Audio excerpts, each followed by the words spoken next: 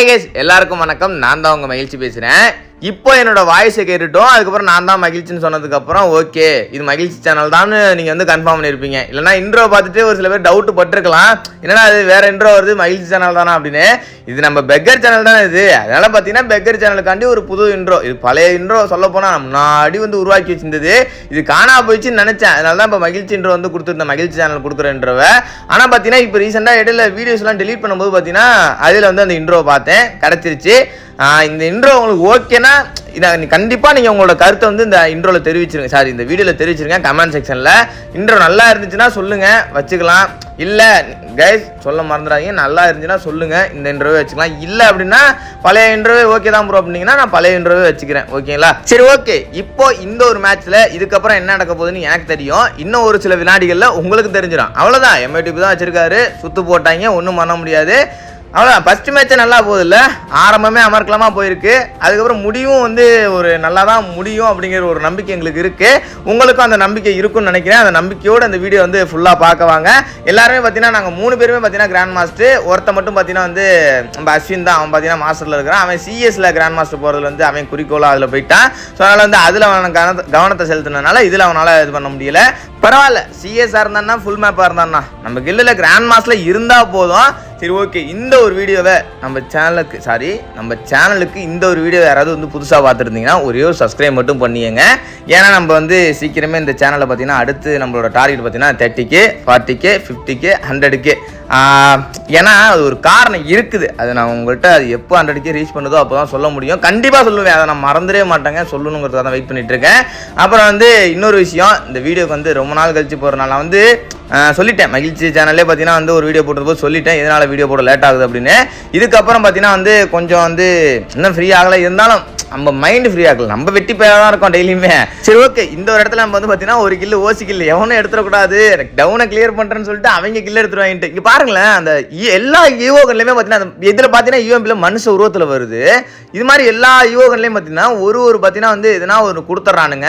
ஆனால் நீங்கள் அதெல்லாம் நீங்கள் பார்த்து மயங்கி எல்லாத்தையும் மேக்ஸ் பண்ணணும் அப்படிங்கிறதுக்காக தான் பார்த்தீங்கன்னா அதெல்லாம் கொடுக்குறானுங்க. நீங்கள் அதெல்லாம் பண்ணாதீங்க, 4th லெவல் பண்ணால் போதும். இப்போலாம் ஈவோகன் மட்டும் தான் நல்லா அடிக்குது. பேசிகிட்டே இருக்கும்போது எவனா மண்டையில் அடிச்சு விட்டான், அப்புறம் நீ என்ன மயிருக்கடா நீ வந்து அப்புறம் எல்லாத்தையும் மேக்ஸ் பண்ண அப்படின்னு கேட்டிங்கன்னா நம்ம வந்து ஒரு முக்காசி தான் மேக்ஸ் பண்ணியிருக்கோம். மிச்சம்லாம் வந்து பார்த்தீங்கன்னா 5வது லெவல் 4வது லெவல் இப்படி தான் இருக்குது. அப்புறம் இன்னும் பார்த்தீங்கன்னா ஒரு சில உட்பேக்கர்லாம் எடுத்தே போட கிடையாது.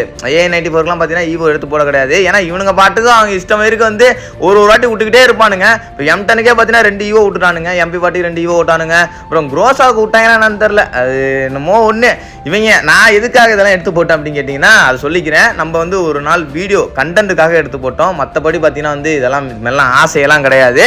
என்ன இப்போலாம் ஈவோ கன்ஸ் தான் நல்லா அடிக்குது, அப்படி கொண்டு வந்துட்டேன். ஆமாம், திரும்ப நான் முதல்ல இருந்து ஆரம்பிக்கிறேன் பாருங்க. அதனால நீங்கள் வந்து 4th லெவல் போட்டுக்கிட்டா போதும், ஓகேங்களா? இப்போ இந்த ஒரு மேட்ச்ல என்ன ஒரு பிரச்சனை அப்படின்னு கேட்டீங்கன்னா எல்லாமே கரெக்டாக நல்லா தான் போயிட்டு இருக்கும். ஆனால் எனக்கு மட்டும் பார்த்தீங்கன்னா எல்லாமே பார்த்தீங்கன்னா வந்து வெறியேற்றுற மாதிரி போயிட்டு இருக்கும். எதனால அப்படின்னு கேட்டீங்கன்னா சும்மா உங்கள்கிட்ட காரணத்துக்கு பேச்சுக்காலாம் சொல்ல, நம்ம ஃபோனில் சார்ஜ் பார்த்தீங்கன்னா ஒரு 20க்கு கீழே வந்துருச்சு. அது நான் கொஞ்சம் நேரத்தில் உங்கள்கிட்ட ஸ்க்ரீனை இழுத்து விட்டு காட்டுவேன். அதுக்கப்புறம் இதுதான் நம்மளுக்கு கடைசி மேட்ச் அந்த நாளில் விளையாண்டதில். இது நம்ம நேற்று தான் விளையாண்டோம், இன்னைக்கு தான் எடுத்து போட வந்திருக்கோம். நேற்று பார்த்தீங்கன்னா நம்ம காலையிலேருந்து விளையாண்டு பார்த்தீங்கன்னா அதுக்கப்புறம் அந்த சார்ஜ் 20க்கு வரும்போது பார்த்தீங்கன்னா 15க்கு வந்துடும், 10க்கு வந்துடும். அதுக்கப்புறம் 20 வர வரைக்கும் லாபிலேயே நின்று சார்ஜை போட்டுக்கிட்டு அதுக்கப்புறம் தான் பார்த்தீங்கன்னா நம்ம வந்து மேட்சுக்குள்ளே ப்ளே பண்ண போவோம். இதாங்க உண்மை. வயலெல்லாம் பார்த்தீங்கன்னா லாபிலே நிற்க வச்சுக்கிட்டு நானும் பார்த்தீங்கன்னா சார்ஜ் போட்டுட்டு மேலே ஃபேனை ஓட விட்டுக்கிட்டு, ஏன்னா அந்த ஃபோன் வந்து பார்த்தீங்கன்னா நம்ம வந்து ரெக்கார்டு பண்ணுறோம். சும்மாவே பார்த்தீங்கன்னா வந்து நார்மலாக ஃபேன் ஓடாமல் நம்மளால் ரெக்கார்ட் பண்ணி விளையாட முடியாது. அது மட்டும் இல்லாமல் பார்த்தீங்கன்னா சார்ஜ் போட்டுட்டு ஃபேன் இல்லாமல் சுத்தமாக விளையாடவே முடியாது. ஏன்னா இந்த ஃபோனை பெரிய இந்த ஜமீன்தாட்டூர் ஃபோன் இல்லை, இது நம்ம வேற விதமாக சொல்லலாம். இவங்க எப்படி எந்த ஒரு அர்த்தத்தை அந்த போனை தயாரிச்சிருக்காங்கன்னு தெரியல.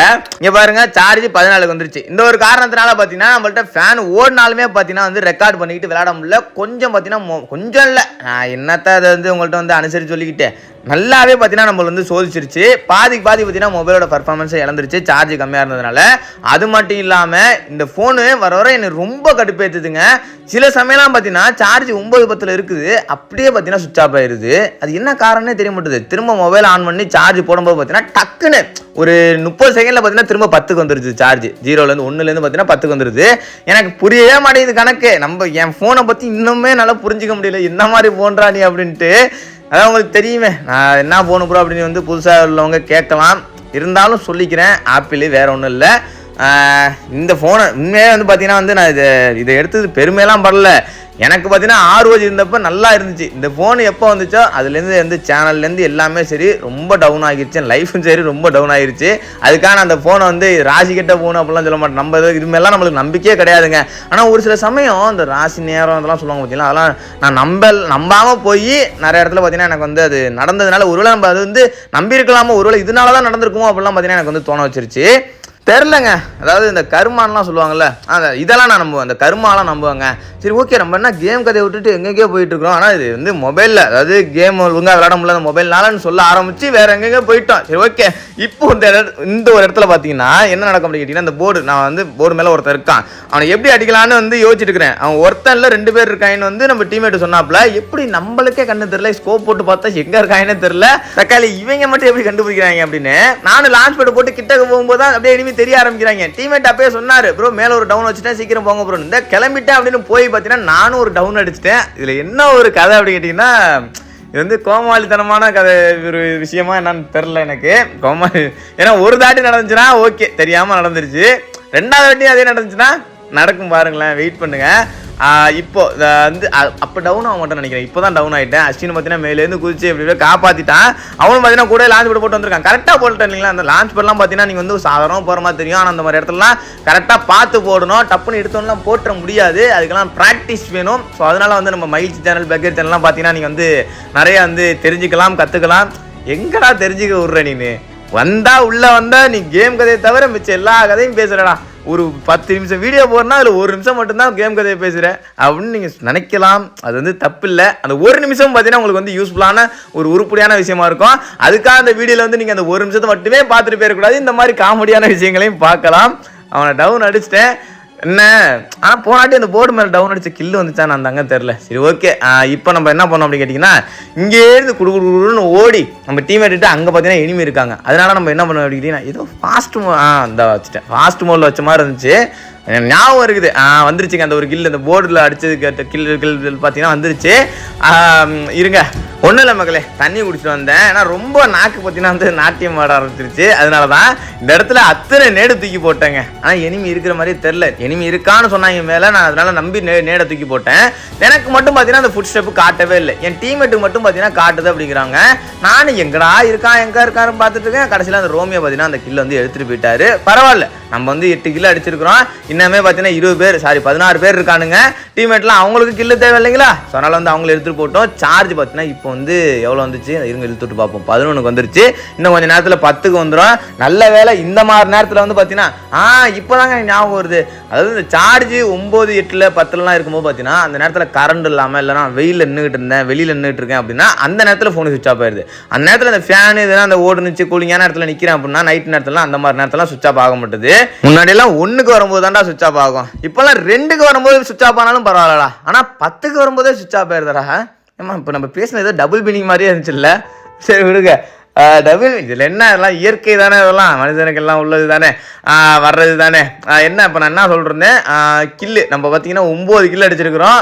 என்னடா 15 அளவுன்னு சொல்ல வந்தேன், திரும்ப பார்த்தீங்கன்னா வந்து அப்படியே 16லேருந்து 15 வந்துச்சு, திரும்ப 17க்கு போகுது. ரிவ்யூ பண்ணால் என்னமோ தெரியாத மாதிரி பேசியேங்கண்ணா, எங்கேயாவது ஒரு தோன்றி ரிவ்யூ பண்ணி விட்டுருப்போம் அப்படின்னு நீங்கள் வந்து கேட்கலாம். இந்த இடத்துல பார்த்தீங்கன்னா ரொம்ப காட்ட ஆரம்பிச்சிருச்சு வேலையை, ஃபோன் பார்த்தீங்கன்னா ரொம்ப காட்ட ஆரம்பிச்சிச்சு. அப்படியே பாருங்க, கையை அந்த ஸ்கோப்லேருந்து எடுக்க முடியல. நான் அழுத்துறேன் ஆனால் பார்த்தீங்கன்னா எடுக்க முடியலை. சரி விடு, அவ்வளோதான். ஃபோனோட கண்டிஷன் அவ்வளோதான் போல இருக்கு. வாங்கி 1 வருஷம் ஆயிடுச்சு. இவ்வளோ நாளாக இது நம்மள்ட்ட உயிரோடு இருந்ததே பெரிய விஷயம். அது நிறைய தடவை அடிபட்டு அதை நம்ம வந்து சீர் பண்ணி ஆப்ரேஷன் பண்ணிலாம் எடுத்து வந்திருக்கிறோம். இன்னொரு தடவை திரும்ப ஆப்ரேஷன் பண்ணுங்க. ஆமாங்க, பேக் டோர் திரும்ப உடஞ்சி போய் சல்லியாக கிடக்குது. அதையுமே பார்த்தீங்கன்னா நான் அதுக்கு ஒரு ஷார்ட்ஸ் போடுறேன். நான் கண்டிப்பாக அதை சரி பண்ணும்போது திரும்ப ஒரு ஷார்ட்ஸ் போடுவேன். அது எப்படி இருக்குன்னு ஃபஸ்ட்டு இருந்த நிலைமையோட இப்போ ரொம்ப மோசமாக இருக்குது. அந்த அண்ணன் அப்பயே சொன்னார், கடைக்காரர் அண்ணன், நீ சரி பண்ணாலுமே திரும்ப உடச்சிருவா, வேண்டாம் பேசாமல் ஒரு ஸ்டிக்கர் மாதிரி எதுனா ஒட்டிக்க ஃபோனு பின்னாடி அப்படின்னு சொன்னார். நான் தான் ஃபஸ்ட்டு ஒட்டினேன், அப்புறம் செட் ஆகலை, பிடிக்கலன்ட்டு மாற்றினேன், போயிடுச்சு, அவ்வளோதான். சரி இருங்க, நான் உங்கள்கிட்ட காட்டுறேன், ஷார்ட்ஸ் போடும்போது காட்டுறேன், இப்போ காட்ட முடியாது. இது video, normal video, game video இது. அப்புறம் எனக்கு ஒரு டவுட்டுங்க, ஐஃபோன் யூசர்ஸ் யாருன்னா அந்த வீடியோ பார்த்துருந்தீங்க அப்படின்னா உங்களுக்கு பார்த்தீங்கன்னா வந்து கரெக்டாக எனிமி அடிக்கும்போது எய்ம் லாக் ஆகுதா அப்படிங்கிறத சொல்லுங்கள். ஏதோ ஃப்ரீசேஸில் விளாட்ற மாதிரி எனக்கு ஒரு ஃபீலாக இருக்குது. இல்லை இது வந்து எல்லா மொபைல் யூசர்ஸுக்குமே அப்படி தான் இருக்கா, ஐஃபோன், ஆண்ட்ராய்டு இல்லை பிசிக்கும் அப்படி தான் இருக்கா என்னன்னு எனக்கு தெரில. எந்த மாதிரி சென்சிட்டிவிட்டி வைக்கிறதுனே தெரியலைங்க எனக்கு. நானும் எவ்வளவோ வச்சு பார்த்துட்டேன். சுத்தமாக வந்து நமக்கு கேம் பிளே வரலையா இல்லை வந்து ஃபோனோட கோளாறா என்னன்னு தெரியல, நம்மளோட கேம் பிளே தான் குறைஞ்சி எப்படிங்க குறைஞ்சி போகும். 6 வருஷமாக விளாட்றோம், அது எப்படி நம்மளுக்கு வந்து இந்த கேம் பிளே குறைஞ்சி போகும்? குறையாது. அது கண்டிப்பாக எனக்கு தெரிஞ்சு இந்த ஃபோனோட வேலை தான். இந்த லூசு பேல பாருங்க, அவனே எப்படி சார் வால் போடுறன்ட்டு அந்த ஃப்ரீசர் குண்டு அவன் மேலே தூக்கி போட்டுக்கிட்டான். ஃப்ரீசர் குண்டு இல்லைங்க, அது இன்னொரு குண்டு. இப்போ பார்த்தீங்கன்னா ஒரு புதுசாக ஒரு ஃப்ரீசர் குண்டு மாதிரி ஒன்று கொண்டு யாரா நீங்களாலே இப்படி தாங்க இருந்துச்சு என்னோட ரியாக்ஷனு. நான் பாட்டுக்கும் அங்கே சுட்டுக்கிட்டு இருந்தேன். இவங்க மேலே உள்ளவங்க திருப்புன்னு குதிச்சு இவனை நான் அஸ்வினே இப்போ தான் ரிவ்யூ பண்ணேன். வாழை ஒழுங்காக போடுறா முன்னாடிலேருந்து அடிக்கிறாங்கன்னு சொன்னேன். ஆனால் பார்த்தீங்கன்னா வந்து நம்ம போய் அடிக்க வேண்டிய மேட்ச்சு. அதாவது எப்படிலாம் விளையாண்டு எப்படிலாம் கில் அடிச்சுட்டு வந்துட்டு கடைசியில் எப்படி இந்த மாதிரி வந்து கேவலமாக கோட்டை விடுறது அப்படிங்கிறது வந்து நீங்கள் வந்து இந்த மாதிரி வீடியோஸ் பார்த்து தான் தெரிஞ்சுக்கணும். நம்ம சேனலில் வந்து திறமையான வீடியோஸும் இருக்கும், அதாவது திறமையான செயல்கள் செய்கிற வீடியோஸும் இருக்கும். இந்த மாதிரி கோமாளித்தனமாகவும் செய்கிற இது கோமாளித்தனமாக இல்லை வந்து எப்படி சொல்ற விடுங்க அவ்வளோதான். ஏன் நம்மளே சொல்லி நம்மளை இது பண்ணிக்கிட்டே அவ்வளோதான் முடிஞ்சு போச்சு வீடியோ. எத்தனை பிளேஸ் இன்னமும் அதே பிளேஸ்லாம் ரீஜன் நோட்லாம் வெளியே வந்துட்டாங்க. சரி ஓகே மக்களே, இந்த வீடியோ தர முடிச்சுக்கிறேன். தேங்க்யூ ஃபார் வாட்சிங். பை கைஸ், போயிட்டு வரேன். சின்ன சேனலுக்கு எதா இருந்தாலும் அது கொஞ்சம் ஆதரவு கொடுங்க. உங்க பொண்ணான கையை கொண்டு அந்த பெல்லில் தட்டிடுங்க. அவங்களுக்கு சப்ஸ்கிரைபர் 5-10 ஏறுனா அவங்க மனசு சந்தோஷப்படும். அவங்க வீடியோவும் பாருங்க.